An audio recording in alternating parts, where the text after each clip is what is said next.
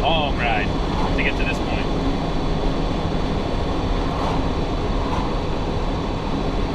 What are you gonna do? You know, you gotta work the troubleshooting process. Sometimes the troubleshooting process takes a long time and it's a shitty path.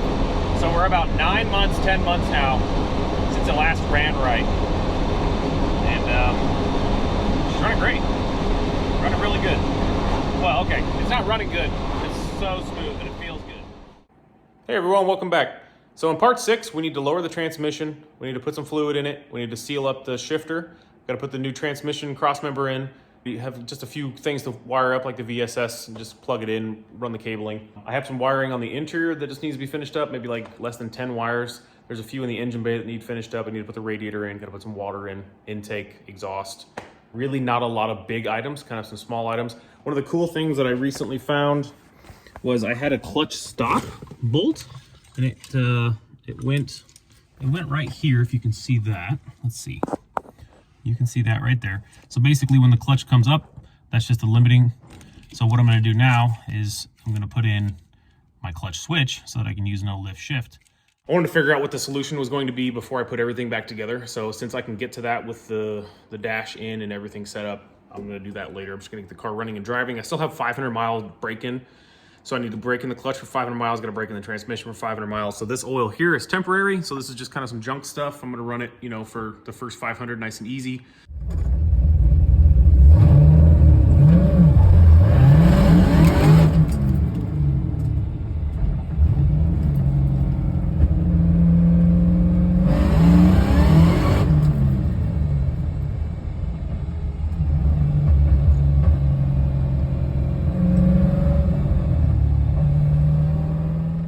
Drain that, put some mobile one in it because that's the good stuff. Synthetic, obviously.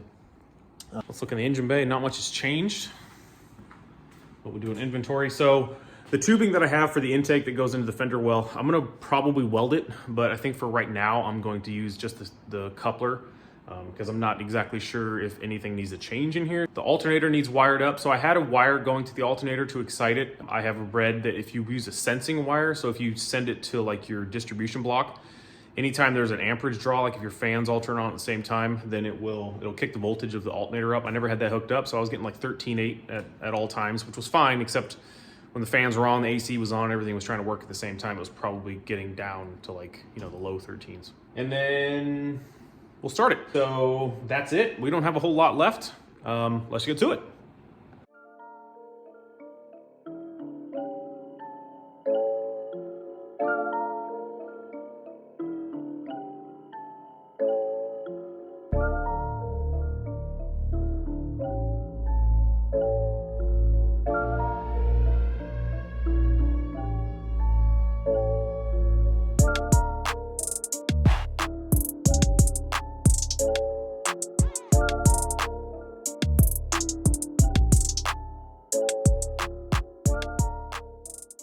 So I put the radiator in, got my little vent line hooked up here. And then I said, okay, before I put water in this thing, let's just pressurize it. So we're only at 11 right now, but 11 is still enough to make some bubbles. But that's the only spot that it seems to be leaking. So maybe I'll run it for the break-in period and just see about getting a new radiator. All right. So it's a new day. I'm not really feeling it. This is kind of the end of the project where I'm just like, a lot of small things to do, nothing super exciting, just needs to get done. But having said that, we have the cooling system in, we need to fill the radiator, we need to finish like a small addition on the heat exchanger line. So basically I was going to add a T so that I can drain it a little easier because right now it's like almost impossible, you gotta make a mess. And I need to square up the rear end. So I took the rear end back to 0. I was watching a lot of YouTube videos on like 4 links and how to set them up, and it was a lot to you know, kind of absorb, but at the same time, it needs to be done. So I need to figure out all that. But I loosened everything and it just needs to be all tightened back up. So that's what we're gonna do today. This is how fast the CWA 400 primes the intercooler system. I'm gonna crank it up.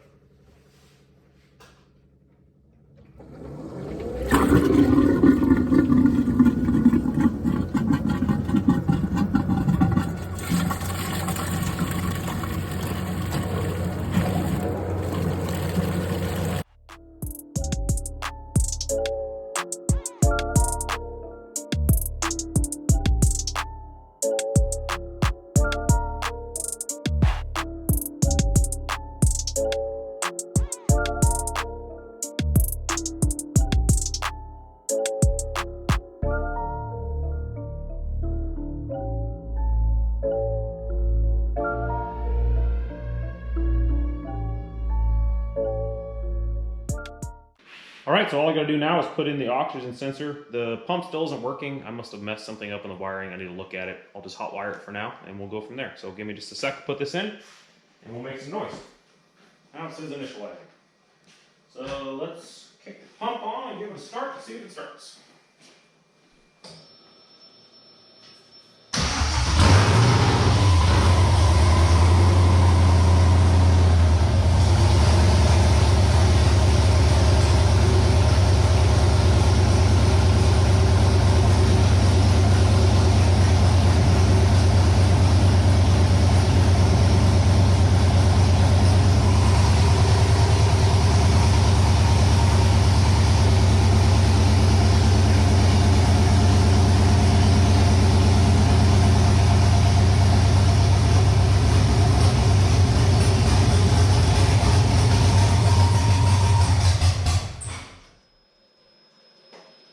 Hold up. Something is not right. The belt is shredding itself. Okay. Yeah. Well, that'll do it. Okay, so my AC belt has come off, and it has tried to run into the supercharger belt, which it didn't like, and it's kind of shredded. Let me give you a in-person view here. As you just saw, we got the first fire up, and then I noticed there was black dust everywhere, and I'm like, oh, there's something wrong with the belt. So if you look down in there, the AC belt trying to walk its way into the supercharger belt. Not cool. Not cool, dude. Stuff everywhere. So clearly something's going on there. So we're gonna have to fix that. And I don't want to get too preemptive, but that front cylinder was cold. I temped it and it was cold. So I don't know what that means. Okay, so I just cut the belt off, you know, as you do. All right, so I'm gonna fire this thing back up. And we're gonna temp that cylinder out because not cool if that thing's cold.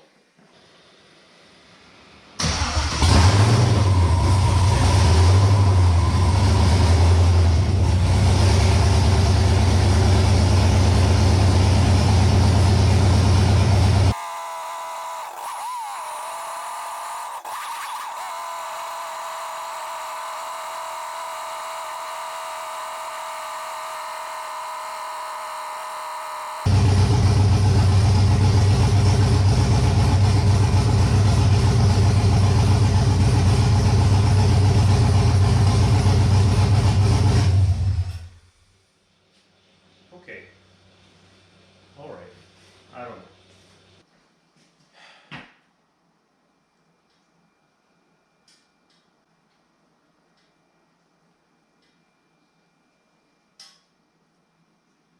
I almost wish I hadn't done this, because now all I'm going to think about until I come back out here is why it has a cold cylinder. Clearly it has something to do with the car. So the only thing I can think of is, and you know, if this ends up being the issue, I'm going to laugh, but tell you a quick story. So when you go on the Holly forums, people ask for issues with their troubleshooting. It's pretty common, happens a lot, and I've read a lot of them. And typically the first response is, do you have your Holly hooked directly to the battery?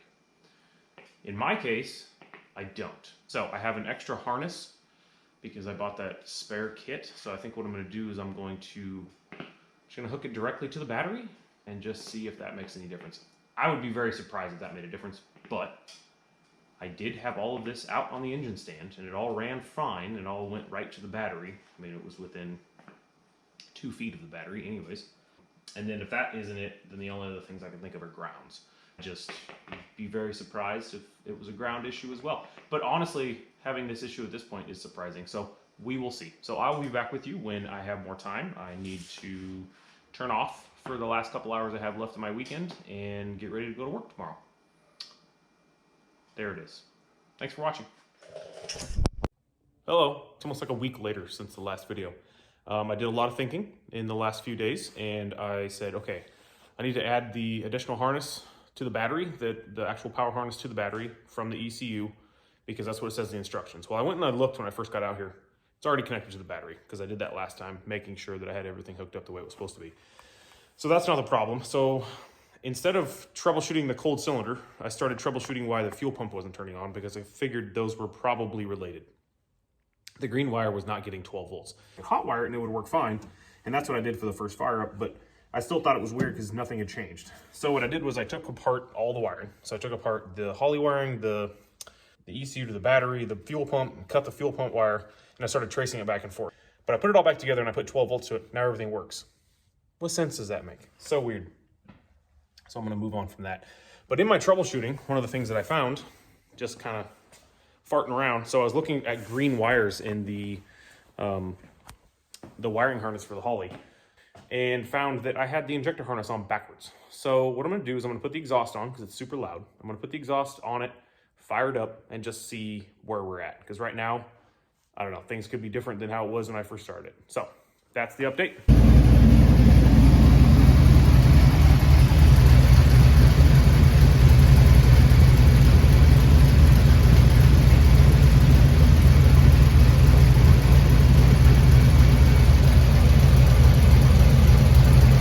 All right, it's 8:30 in the morning. So I got up at 6:30 this morning and I called Holley.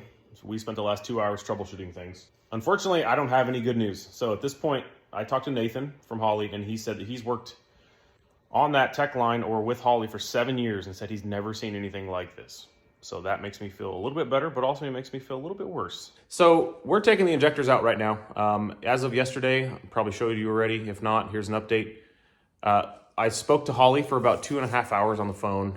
We did ohms testing on like every wire. We did voltage testing. We did ground testing.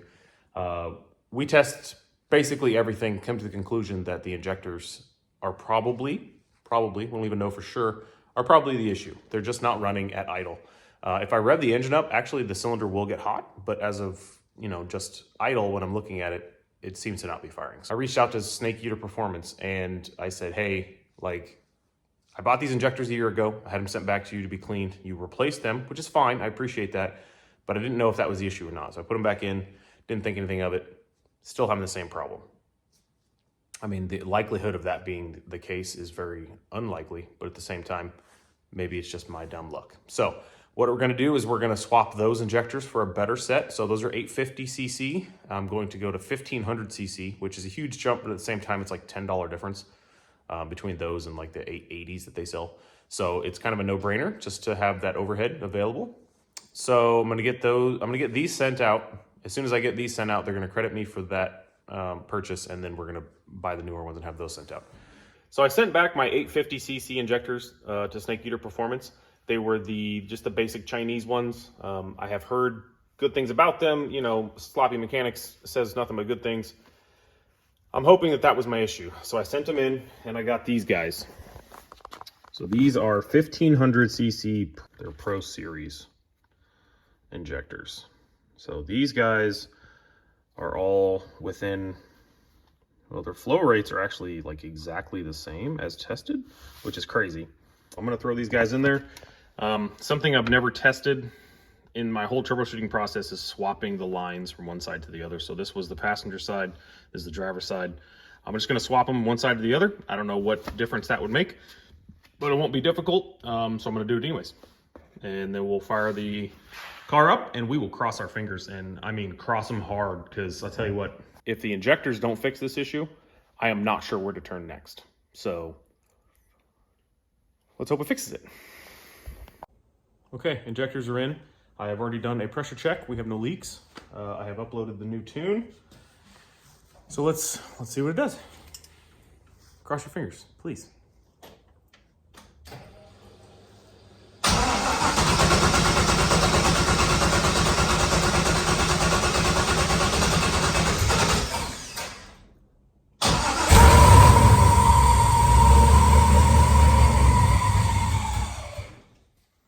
So I need to show you the temperature of the cylinder first. So this front cylinder, 66.3 currently.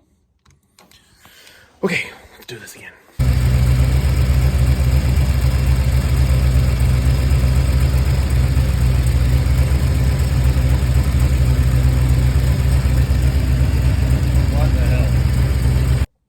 Okay, so I've done some critical thinking here. So we have the new injectors in. Great. We got the car fired up. Didn't really run very good. Okay, maybe that's just because the injectors are a lot bigger. Did some fiddling on the keys. And then I couldn't get it to run right. It just, every time I'd give it gas, it would just kind of fart out and die. Like it was not getting enough gas. So I loaded another tune. So I have two tunes. I have one that I got from Sloppy Mechanics off their tune cabinet. And I just, I had the same injector, so I just applied it to what I needed. And it had, all the tables so that if you're running E85, it senses it and then it adds timing. So that's great. So all of that worked fine. And then I have one that I had a tuner make for me so that I knew when I took it to the racetrack, everything was fine. Because the E85 tune that I got from Sloppy Mechanics was pump and E85. The one I got from the tuner was just E85.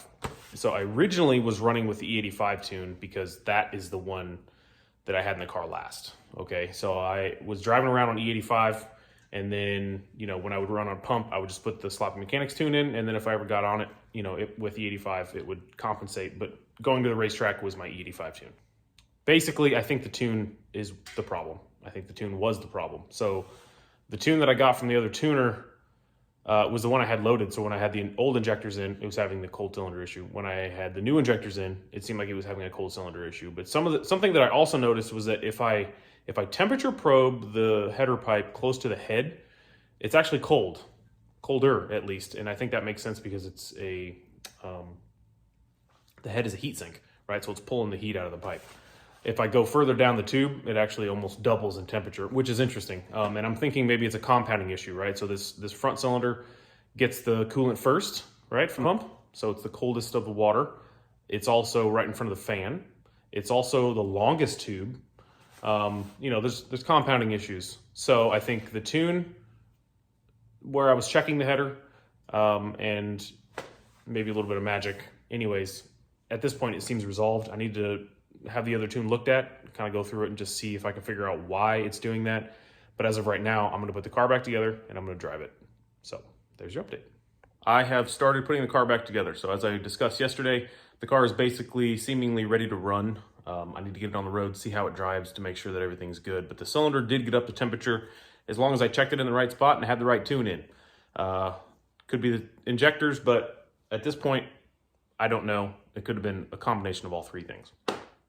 Anyway, so what we're doing, I've adjusted the rear bars. I had 5 turns in before, now there's 4. I'm hoping to get rid of some of the pinion wine, which I have not really been able to get rid of as of yet. I have put all the wiring in convoluted tubing, so that is done. I need to get the bumper on, because we're missing a bumper. I need to get the intake on. I need to put the interior back together. We have quite a bit of stuff there. It looks like more than it really is. It's really just there's 3 wires and then just putting stuff back in. So that should be pretty easy. Other than that, I think that's it. So then I'll take it out and drive it and we'll catch up with you then. Thanks.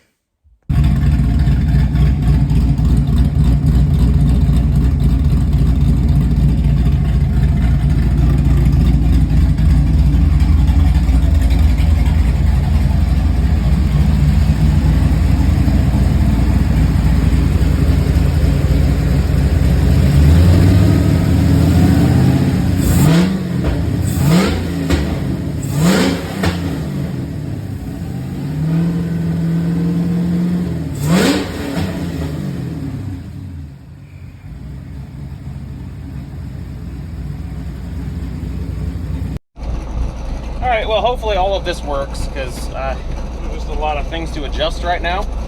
Looks like my battery's almost dead, so that's cool. Finally got my laptop charged up, so I can at least use it while I'm driving. Safely, of course.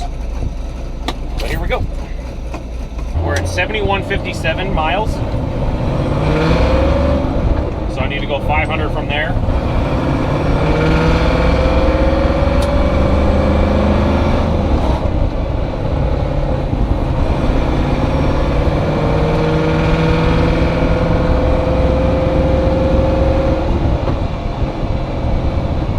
Feels pretty good. The engine is very not happy. It's got a real dead spot. I can see the computer picking it up. It's at 10% learn right now. No No rubbing, thankfully. No weird issues, thankfully.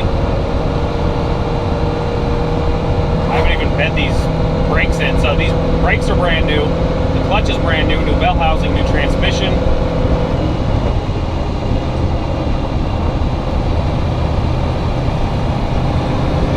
Oh yeah, lovely.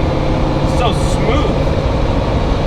I think the new transmission cross member probably is I don't know if I have to yell or not. Sorry if I'm yelling, and I don't need to be. I think the new transmission cross member is helping a lot. I had a lot of feedback in the shifter and stuff, and I think that was due to the transmission was actually sitting on the old cross member. Alternator's doing good. Got good oil pressure, good temperature. I found out today that my water pump's going out, so it's leaking out of the weep hole. Not great. Make sure that everything looks okay outside the car, and I will check back with you on the cell phone. Everything seems to be going okay. First couple miles on the car. Coolant pressure, which is surprising since the radiator's leaking and the water pump's leaking. But as of right now, everything looks good. So we'll get back in the car and drive it for a little longer. All right, so we got a bit of a weird noise, so I'm going to shut up here in a second and I'll show it to you. But basically, when I have the clutch out, I'm hearing a dunk dunk dunk dunk dunk. It's not real loud, but it's noticeable. Listen.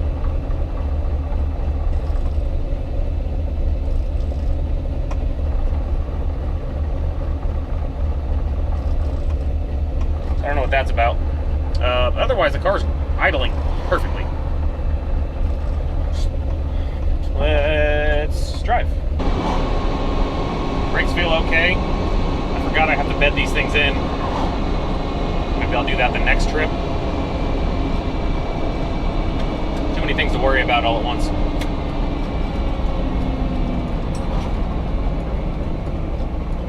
Again, just happy to drive the car at this point.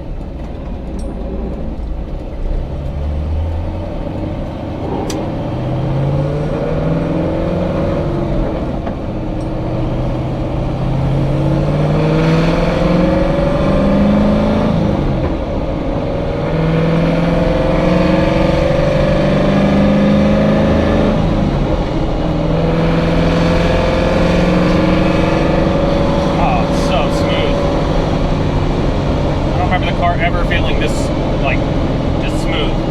It's nice.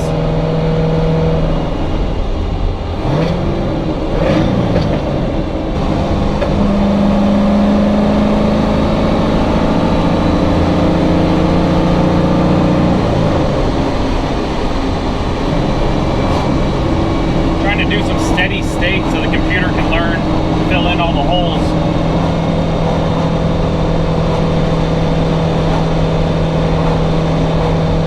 Right about 191.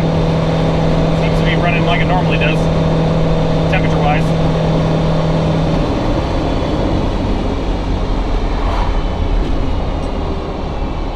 Oh, new throttle body. That's the other thing.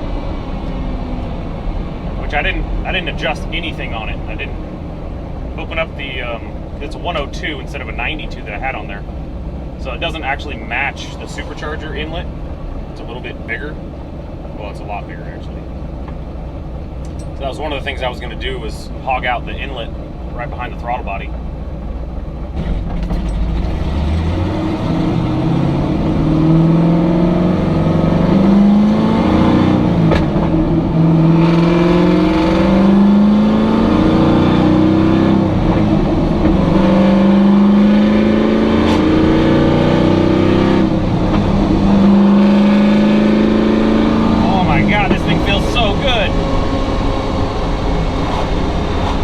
That makes me happy. Good Lord, it's been a long ride. Long ride to get to this point.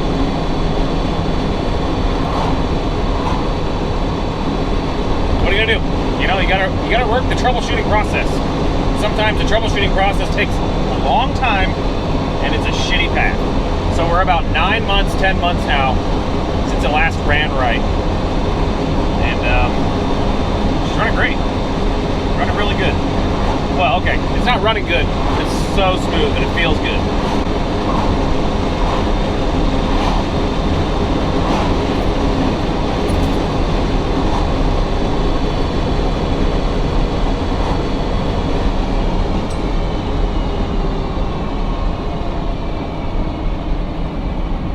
these new pads definitely work better than my last ones. The last ones, I'd have to hit those things pretty hard. They're Hawk HPS pads. They seem to bite a hell of a lot better initially.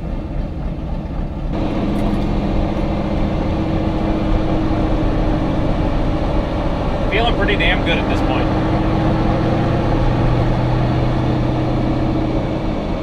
Haven't really got it up to enough speed to really see if the differential's still making noise, but it's not rubbing. Feels smooth. We're gonna call it a win for a first drive.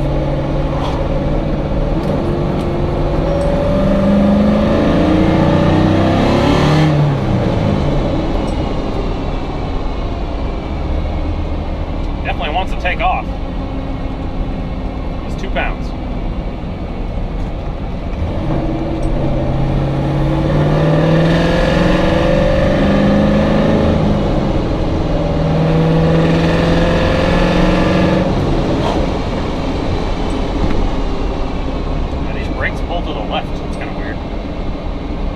All right, there's the drive. Thanks for watching. See you next time.